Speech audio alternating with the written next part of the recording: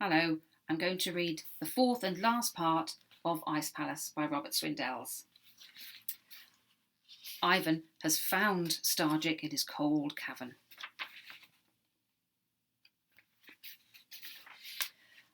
Ivan drew back into the passage.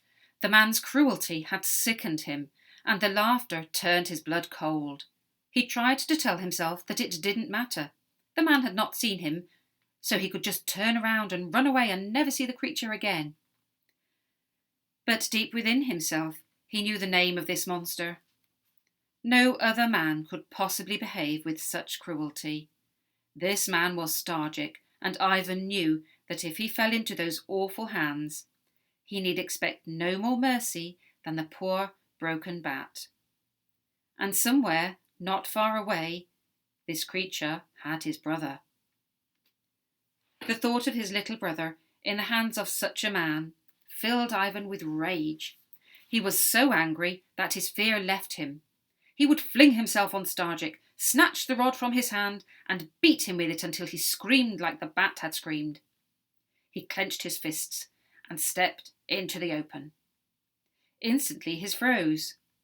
It was as though his arms and legs had become ice. Try as he might, he could not move. Starjick no longer fished. He sat now in the middle of the cavern on a throne of age-grey wood, and his icy stare held Ivan rigid. He moved a hand, beckoning with one grey finger. The pale eyes now seemed to draw Ivan across the icy floor until he stood trembling before the throne.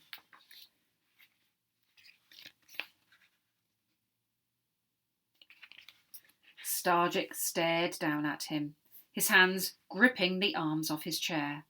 His grey beard was stiff with ice, and his hair fell in frozen strands about his thin shoulders.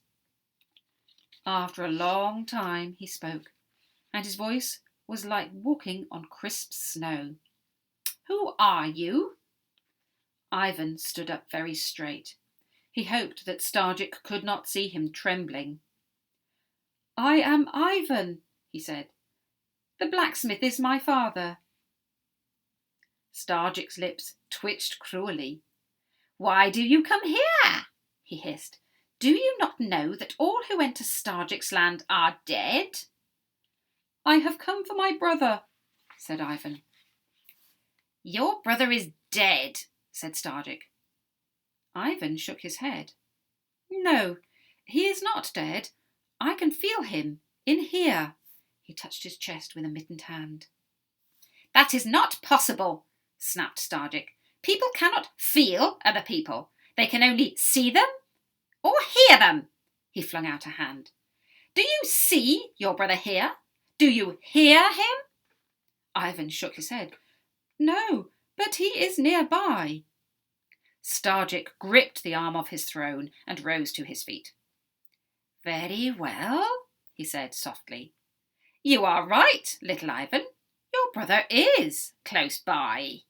He turned, beckoning. "Come, and I will show you." Ivan's heart leapt. He did not see the smile on Starjick's lips as he turned and shuffled across the floor. Ivan followed. To one side of the cavern, an ice curtain hung from roof to floor. Starjick went behind this curtain, and Ivan was close on his heels. The man turned with a leer, pointing. "Well, Ivan, here he is. Was it worth all the hardships of your journey?" Ivan clapped a hand to his mouth, stifling a cry. He was looking at a great block of ice. It was higher than 3 houses and as long as the cavern. The ice was as clear as a crystal pool, and inside he saw children. Many children trapped in the solid ice. Some looked as though they had been running. Others seemed to have been skipping. Some sat, some stood. There were frozen smiles and frozen frowns, and there, right at the front, gazing out from his icy prison, was Ivan's brother.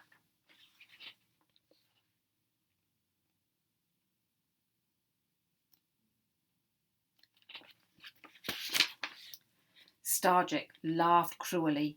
"Such pretty children," he said, "and mine forever." Ivan looked into the twisted face, and his eyes filled with tears. "But these children do not move," he cried. "You cannot play with them or hear them laugh. You could make such children from painted wood." Starjick shook his head. "Ah, no, the finest woodcarver could not do that. And besides, I take the children to punish those who sent me away." He laughed again. "Once I was a child like these," he said, "but the other children would not play with me.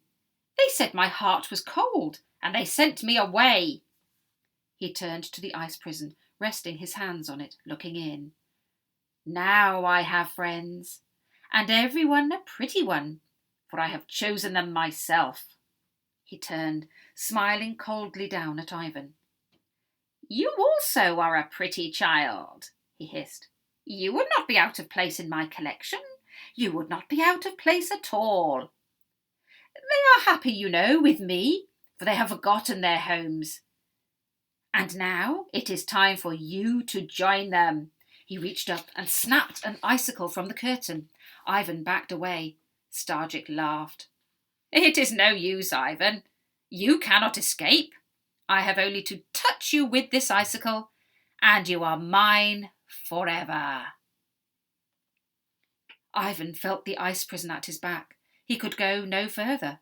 Starjick grinned and came on, the icicle held out before him. Ivan bit his lip. The ice point was inches from his head.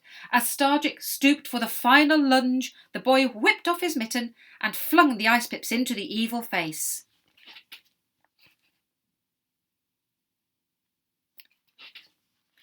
His voice echoed through the cavern. "Brothers never more shall part, melt the winter in his heart." At once there came a rumbling sound, and the cavern floor quivered. Starjick staggered back with an awful cry, his hands clawing at his face. Ivan was flung to the floor. Behind him, the ice prison heaved, split, and shivered into fragments. He scrabbled at the slippery floor, trying to get up. Then something struck him on the head, and he felt himself falling. After a long time, Ivan opened his eyes and cried out. Starjick was bending over him. He rolled away, trying to get up. Starjick watched him. Ivan scrambled to his feet and backed off, eyeing the old man warily.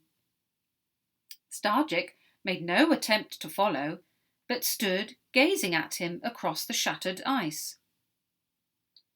Then the corner of his mouth twitched, so that he seemed almost to smile. Ivan screwed up his eyes, shook his head, and looked again. Starjick was smiling. There was no cruelty now in his smile. There was something in his hand, and he held it out toward Ivan. "Soup," he said. "Hot soup." Ivan took a step forward. Something grabbed at his waist and clung there very tightly. He looked down and saw his brother's head pressed against him. All around, children were awakening, rubbing their eyes and gazing about them. Starjick came closer, offering the soup. He seemed straighter now, less twisted. Ivan took the bowl and backed away, drinking the hot soup and watching Starjick through the steam.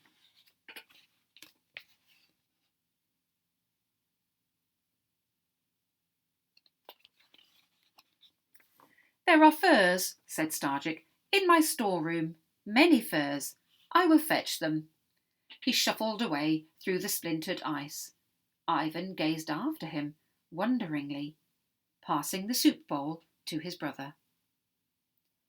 Starjick went several times back and forth with his shuffling gait, until a heap of warm furs lay on the floor. "You ought to be going," he said. "There is no wind now, and you have a long journey." And he began to go round from child to child, wrapping the furs about their shoulders, smiling. And when they began to move out through the passage in twos, holding hands behind Ivan, Starjick led the way. There was no wind, and no fluttering things now in the quiet darkness, and they came at last to the end of the cave, where their eyes danced to see snowflakes falling through the pure light.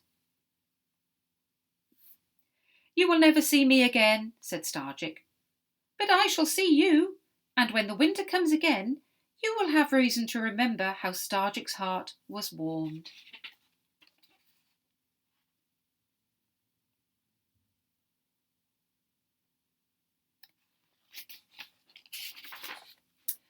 And so they left Starjick's land, and Ivan took them home.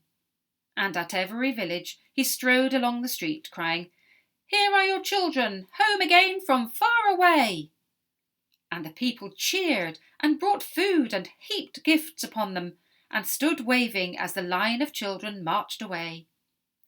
With each village the line became a little shorter, until at last only Ivan and his brother were left.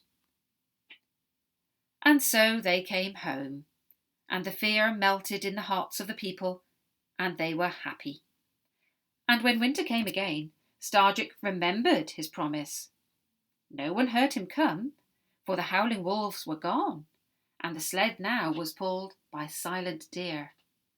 But when the people woke at dawn, there were sled tracks in the snow, and shining gifts by all the children's beds.